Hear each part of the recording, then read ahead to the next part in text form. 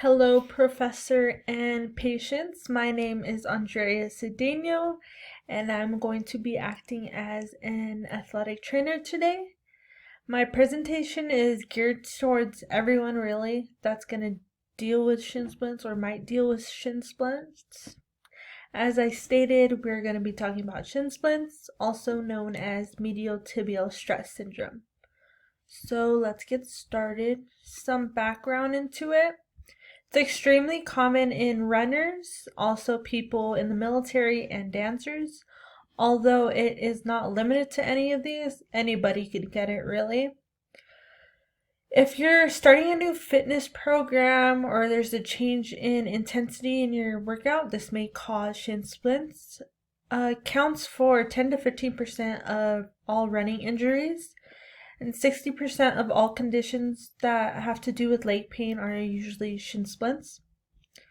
Factors that can contribute include previously discussed a change in frequency, intensity, or duration of an exercise or your fitness plan program.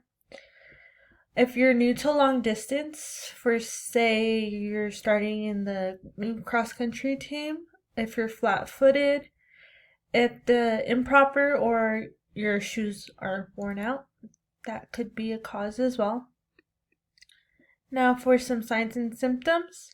Pain along the medial side of the tibia, hence the name medial tibial stress syndrome, or the medical proper name for shin splints. Mild swelling may occur if you have a sharp or razor-like feeling or a dull and throbbing type feeling. That could be a sign. If both during and after or one or the other, there's some sort of pain, that is probably due to shin splints. And if it's too severe, you might not be able to do any activity or exercise. It's developed when the muscle and bone tissue in the leg become overworked by repetitive activity.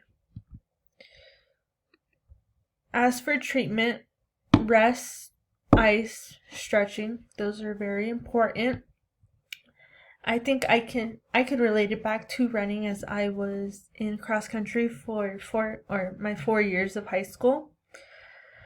Icing was always important, so as pointed out in the fourth bullet, ice cold pack for 20 minutes. Just do not apply directly to the skin.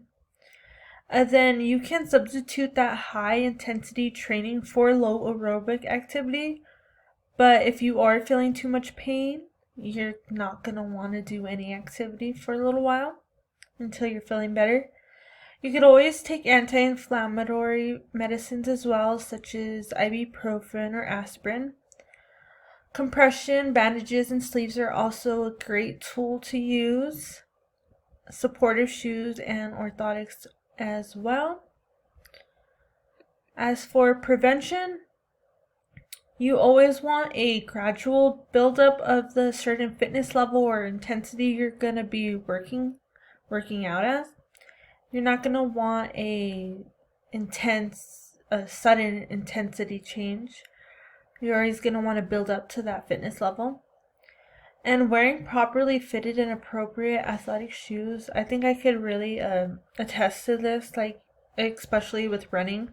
You're going to want to make sure you get the right shoes for your feet, whether that be low arch, pronation, high arch, flat feet. Just make sure you get the right shoe, and if you don't know, talk to somebody, because somebody has enough information or knowledge to give to you about your correct shoes to wear for whatever activity you're going to be doing.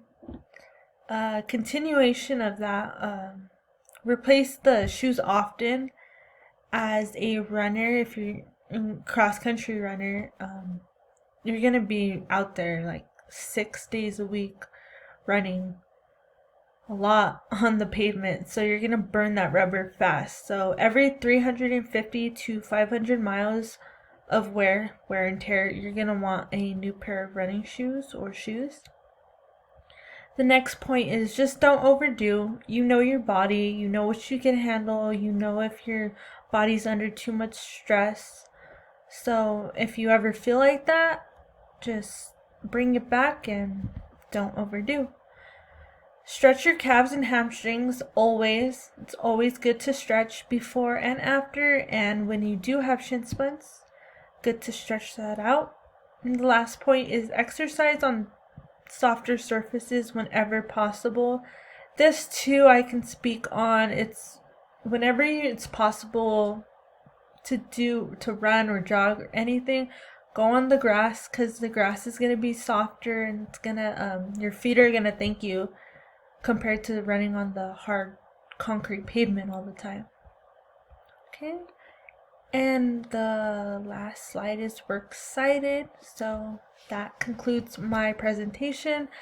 I hope you enjoyed, and thank you.